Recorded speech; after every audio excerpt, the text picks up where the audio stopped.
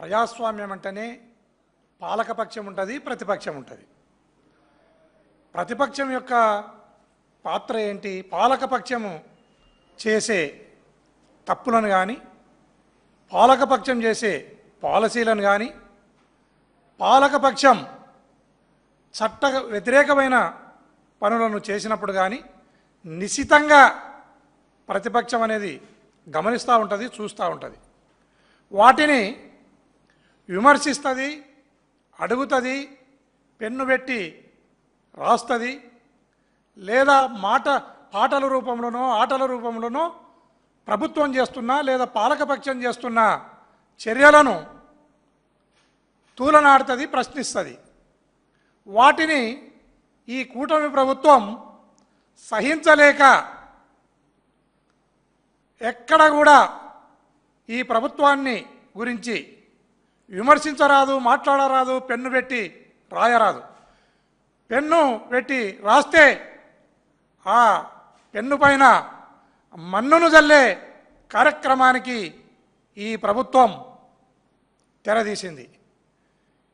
ఏ pen మీద మీరు మన్ను జల్లుతున్నారో ఈ పెన్నే 2029లో గన్నై ఓట్ల రూపంలో పేల్తుంది అని ఈ ప్రభుత్వం గుర్తుపెట్టుకోవాలి.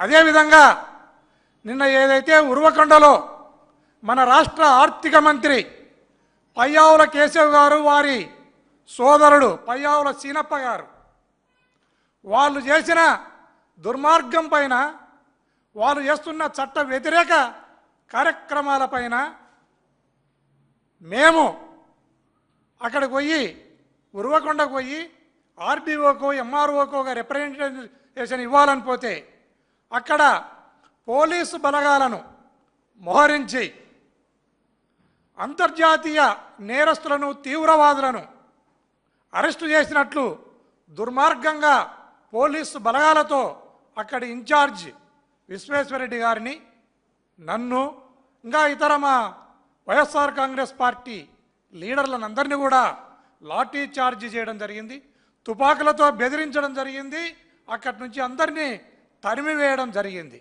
దాన్ని మేము పీస్ఫుల్గా ఏదైతే ప్రభుత్వాన్ని ప్రశ్నించాలి అనుకున్నామో, పయ్యావుల కేశవ్ గారిని ప్రశ్నించాలి అనుకున్నామో, దాన్ని వారు చిల్లాపల్లం చేయటమే కాకుండా మేమేదో అక్కడికి పోయి దుశ్చర్యలకు పాల్పడినట్లు వారి ఎలక్ట్రానిక్ మీడియాలో, వారి ప్రింట్ మీడియాలో దుర్మార్గంగా దాన్ని వక్రీకరించి రాయటం జరిగింది. ఇది ప్రజాస్వామ్యానికే తలవంపుల పని అని సందర్భంగా తెలియజేస్తున్నాను. అదేవిధంగా అక్కడ మా వైఎస్ఆర్ కాంగ్రెస్ పార్టీకి సంబంధించిన ఒక బీసీ లీడర్ గోవిందప్ప అనే వ్యక్తి, లత్తవరం గోవిందప్ప అనే వ్యక్తి వేల్పుమడుగు అనే గ్రామంలో తన అల్లుడు జయకుమార్కు ఒక 21 ఎకరాల భూమిని చట్టపరంగా రికార్డునంతా చూసి క్షుణ్ణంగా పరిశీలించిన తర్వాత భూమిని కొంటే అదే వేల్పుమడుగులో పయ్యావుల కేశవ్కు సంబంధించిన చిన్నాయన కొడుకులో, పెదనాయన కొడుకులో ఆ భూమిని అంతకుముందే వాళ్ళు గుర్తు చేసుకుంటా ఉన్నట్లు చెప్తా ఉన్నారు. ఆ భూమిని వాళ్ళ చేజారి పోనివ్వకుండా ఆ భూమిలో ఒక లిటిగేషన్ని పెట్టి ఈ లత్తవరం గోవిందప్ప ఎవరైతే ఉన్నారో అతని ఇంటికి పయ్యావుల సీనప్ప, అంటే పయ్యావుల కేశవ్ బ్రదర్ పయ్యావుల సీనప్ప లత్తవరం గోవిందింటికి వాళ్ళ కమ్మల తన్ను వాళ్ళ బంధువులను లత్తవరం గోవిందప్ప ఇంటికి పంపించి నువ్వు భూమినన్నా వదులుకోవాలి, పార్టీ అన్నా మారాలి అనే అల్టిమేటంను జారీ చేయడం జరిగింది. ఆ గోవిందు లత్తవరం గోవిందు ఎవరైతే ఉన్నారో ఆయన వైఎస్ జగన్మోహన్ రెడ్డి గారి అభిమాని, వైఎస్ఆర్ కాంగ్రెస్ పార్టీ లీడర్. నేను సచ్చినా బతికినా వైఎస్ఆర్ కాంగ్రెస్ పార్టీలే ఉంటా తప్పితే నేను ఈ భూమిని వదులుకోను, ఈ పార్టీని వదులుకునేకి సిద్ధంగా లేను అని ఆయన చెప్పి పంపడం జరిగింది.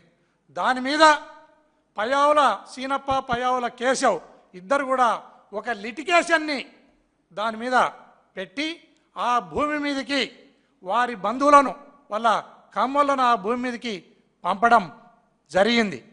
దాని మీద ఈ గోవిందు లత్తవరం గోవిందు కోర్టుకు కూడా వెళ్ళడం జరిగింది. కోర్టు కూడా ఒక ఇంజంక్షన్, ఒక కోర్టు ఆర్డర్, ఈ భూమి మీదకి ఎవరు పోరాదని ఒక ఆర్డర్ను కూడా ఇవ్వడం జరిగింది. రికార్డు మీద ఆయన్నే ఉన్నాడు, అడంగల్ మీద ఆయన్నే గోవిందే ఉన్నాడు, గోవింద్ అల్లుడే ఉన్నాడు. అదేవిధంగా రిజిస్ట్రేషన్ పత్రాలు ఉన్నాయి, పాస్బుక్లు ఉన్నాయి. ఎంఆర్ఓ కలెక్టర్ కూడా ఈ భూమిలో ఎలాంటి లిటిగేషన్ లేదు, ఇది జయకుమార్ కంటే లత్తవరం గోవింద్ అల్లునికి సంబంధించిన భూమి అని స్పష్టంగా కూడా చెప్పి ఒక ఆర్డర్ను ఇవ్వడం జరిగింది. పోయిన సంవత్సరం ఇదే భూమిలో ఆయన పంటను కోసుకోనివ్వకుండా, పంటను ఇంటికి తెచ్చుకోనివ్వకుండా పయ్యావుల కేశవ్ అనుచరులు అడ్డుపడితే కోర్టు ఇన్వాల్వ్ అయి పోలీస్ ప్రొటెక్షన్తో అతని పైరును అతనికి ఇప్పించడం కూడా జరిగింది. అలాంటి భూమి మీద ఈరోజు లిటికేషన్ పెట్టి ఆ భూమికి పోకుండా పయ్యావుల కేశవ్ వాళ్ళు అడ్డం చేస్తూ ఉంటే దాని మీద బాధితుడిని ప్రొటెక్ట్ చేయాలి, భద్రం చేయాలి అతన్ని. కాబట్టి మేము లాఫుల్గా పీస్ఫుల్ మేనర్లో ఉరవకొండ ఆర్డీఓ ఆఫీస్ దగ్గర, ఎంఆర్ఓ ఆఫీస్ దగ్గర రిప్రజెంటేషన్ ఇవ్వాలి అని పోతే నిన్న దుర్మార్గంగా మమ్మల్ని లాఠీ చార్జ్ చేయడం జరిగింది. అదేవిధంగా కేసులు కట్టడం జరిగింది, లాఠీ చార్జ్ చేయడం జరిగింది. ఎవరిని కూడా ఆ ప్రాంతానికి మా కార్యకర్తలను రానివ్వకుండా బ్యారికేడ్లను పెట్టి పోలీస్ బలగాలు మోహరించి అడ్డం చేయడం జరిగింది. ఇది పోలీస్ రాజ్యమా, ప్రజాస్వామ్యమా అని ఈ సందర్భంగా నేను పయ్యావుల కేశవ్ను ప్రశ్నిస్తున్నా. ఇదే కాకుండా ఈ 20 సంవత్సరాల్లో పయ్యావుల కేశవ్ గారు చేసిన పని ఏంటి అంటే ఆ ప్రాంతంలో కురువ, బోయ సామాజిక వర్గాలు, బీసీ సామాజిక వర్గం ఎంతో అన్నదమ్ముల్లాగా ఉండే బీసీ సామాజిక వర్గాన్ని కురువలనేమో బోయలతో తన్నిస్తాడు, బోయలనేమో పోలీసులతో తన్నిస్తాడు. ఈ ముగ్గురు మాటినకపోతే ఆయన తననికి వస్తాడు. ఇది అతను చేస్తున్న పని. అదే కాకుండా ఉర్వకొండ నియోజకవర్గంలో నక్సలిజం పుట్టడానికే మీ కుటుంబం కారణమయ్యా పయ్యావుల కేశవ్ గారు. మీ పెత్తందారికి వ్యతిరేకంగా, మీ భూస్వామ్య విధానానికి వ్యతిరేకంగా, మీ దుర్మార్గానికి, దౌర్జన్యానికి వ్యతిరేకంగా నక్సలైట్లు, నిజమైన నక్సలైట్లు పుట్టడం జరిగింది. నిజమైన నక్సలైట్లను సూడో నక్సలైట్లతో కాల్పించినావు, సూడో నక్సలైట్లను పోలీసులతో కాల్పించిన నీచ చరిత్ర నీదయా పయ్యావుల కేశవ్ గారు. నువ్వు ఇలా నక్సలైట్లను సంపించి నీ భూమిలో ఒక సెంటు భూమిని కూడా చేజారకుండా కాపాడుకున్నావు. నీ ఇంట్లో ఏ ఒక్క రక్తం చుక్క కింద పడకుండా, నీ అంగి మాయకుండా రాజకీయాలు చేస్తున్నావు, దుర్మార్గమైన రాజకీయాలు చేస్తున్నావు. ఇలాంటి దుర్మార్గమైన రాజకీయాలకు ఇప్పటికైనా స్వస్తి చెప్పి దయచేసి ప్రజాస్వామ్యబద్ధంగా మీరు ముందుకు వెళ్ళాలి. మీరు బీసీల పట్ల మీ వైఖరిని మార్చుకోవాలి. అదేవిధంగా మనం రాష్ట్రంలో కూడా గమనిస్తే మొన్న ఆలూరు ఎమ్మెల్యే అతను ఒక మితభాషి, సౌమ్యుడు, చట్టపరంగా పోయేవాడు.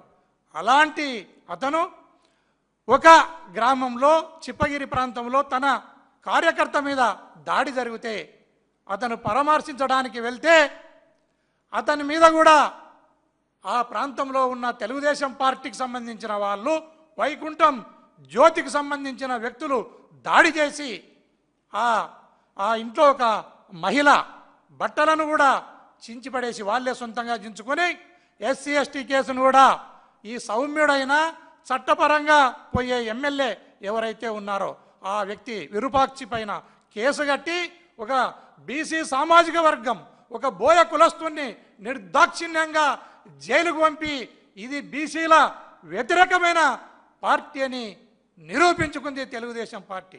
అదేవిధంగా ఒక మహిళా సబ్ ఇన్స్పెక్టర్ని ఖచ్చితంగా అక్కడ చింతాడ రవి ఆయన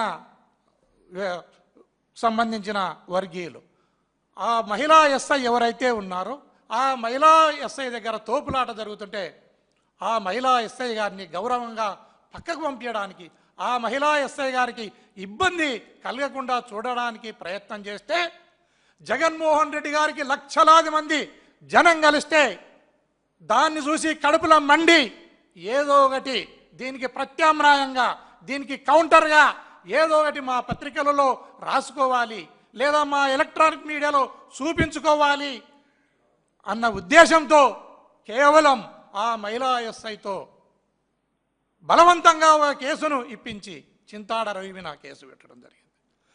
తర్వాత చట్టాలను గౌరవించే వ్యక్తి, నాగరికంగా రాజకీయాలు చేసే వ్యక్తి అప్పలరాజు డాక్టర్ గారి మీద కూడా, అప్పలరాజు గారి మీద కూడా కేసు కట్టి జైలుకు పంపించడం జరిగింది. ఆయన కుమారుని పైన నిర్దాక్షిణ్యంగా ఒక మర్డర్ కేసును పెట్టడం జరిగింది. అయ్యా, మర్డర్ జరగాలన్నప్పుడు అతనికి ఒక దురుద్దేశం ఉండాలి, అతనికి ఒక ప్రీ ప్లాన్ ఉండాలి, వెపన్లను సర్దుకోవాలి, అటాక్ జరగాలి, కంప్లీషన్ కావాలి, అప్పుడే మర్డర్ అవుతుంది. అట్లాంటిది నిర్దాక్షిణ్యంగా ఆ పిల్లవాని మీద, మైనర్ మీద కేసు కట్టి ఆయనను ఆయన కుమారుణ్ణి ఇద్దరిని కూడా జైలుకు పంపడం జరిగింది. దీనితో మీరు ఈ రాష్ట్రంలో బీసీల పట్ల మీ వైఖరి ఏంటో, బీసీల పట్ల మీకున్న కపట ప్రేమ ఏంటో తేలిపోతా ఉంది. దయచేసి ఇప్పటికైనా ఈ ప్రభుత్వాన్ని నేను కోరుతున్నా, అమాయకులైన చట్టపరంగా బతుకుతున్న వైఎస్ఆర్ కాంగ్రెస్ పార్టీకి సంబంధించిన కార్యకర్తల మీద కానీ లీడర్ల మీద కానీ కేసులు పెట్టకుండా మీరు అభివృద్ధి వైపు, సంక్షేమం వైపు ఆలోచిస్తూ ముందుకు వెళ్ళాలని ఈ ప్రభుత్వాన్ని విజ్ఞప్తి చేస్తున్నాను.